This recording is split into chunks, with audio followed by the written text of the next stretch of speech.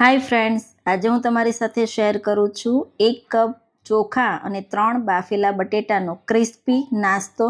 તો બાળકોના લંચ બોક્સમાં પણ તમે આપી શકો છો અને ગમે ત્યારે તમને મન થાય ત્યારે બનાવીને ખાઈ શકો છો. ઇન્સ્ટન્ટ બનીને રેડી થઈ જાય છે.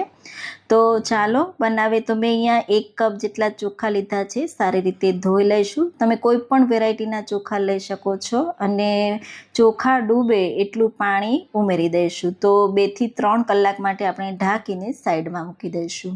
તો 3 કલાક જેવું મેં પલળવા દીધું અને એકદમ સારી રીતે ચોખા પલળી ગયા છે. હવે એક મિક્સિંગ જારમાં આપણે ટ્રાન્સફર કરી લેવાના છે. તો 1 કપ ચોખામાંથી બહુ સારો એવો અને ક્રિસ્પી એવો નાસ્તો રેડી થશે. તો અહીંયા બિલકુલ પાણી આપણે ઉમેર્યા વગર જ આપણે વાટવાનું છે. તો ખીરું એકદમ સારું એવું થીક રાખવાનું. તો જરૂર પડે એટલે આપણે થોડું પાણી ઉમેરીને વાટી લઈશું. તો એક સાથે પાણી નથી ઉમેરવાનું.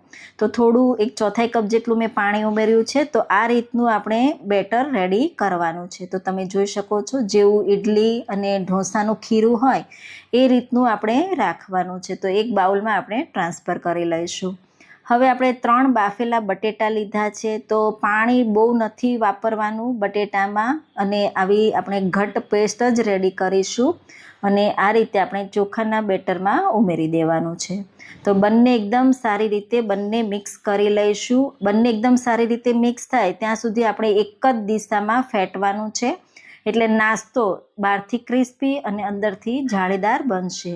તો આ નાસ્તામાં આપણે બિલકુલ ઈનો કે બેકિંગ સોડાનો ઉપયોગ કરવાનો નથી. તો 3 મિનિટ સુધી આ રીતે આપણે ફેટી લેવાનું છે. એટલે બેટર એકદમ હળવું ફૂલ થઈ જશે. તો તમે જોઈ શકો છો. હવે આપણે એમાં 1 ટીસ્પૂન જેટલું જીરું, 2 થી 3 લીલા મરચાં અને 1 ટીસ્પૂન ચીલી ફ્લેક્સ અને લીલા ધાણા ઉમેરી એકદમ સારી રીતે મિક્સ કરી લઈશું. તો આ રીતની કન્સિસ્ટન્સી રાખવાની. હવે પહેલેથી તેલ ગરમ કરવા માટે મૂકી દીધું હતું અને કડાઈમાં જેટલા આપણે વડા આવે એટલા ઉમેરી દઈશું. તો આ રીતે મેં બધા જ ભજીયા પણ કહેવાય, વડા પણ કહેવાય, તમારે જે કહેવો એ. તો આ રીતે આપણે કડાઈમાં ઉમેરી દઈશું અને થોડો કલર ચેન્જ થાય ત્યાં સુધી આપણે એને તળી લેવાના છે. તો તમે જોઈ શકો છો આ રીતનો કલર થોડો બ્રાઉન જેવો થાય ત્યાં સુધી આપણે એને ફ્રાય કરી લઈશું. એ જ રીતે બધા જ વડા હું તળી લઈશ.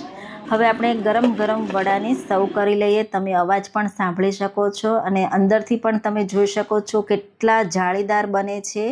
તો જરૂરથી આ રેસીપી ટ્રાય કરજો. વરસાદમાં બાળકોને તો બહુ જ મજા આવશે. મેં ટેસ્ટ કર્યું, બહુ સુપર્બ રેસીપી બની છે. તો રેસીપી ગમી હોય તો લાઈક કરજો, શેર કરજો અને હા, જરૂરથી ટ્રાય કરજો. આવજો.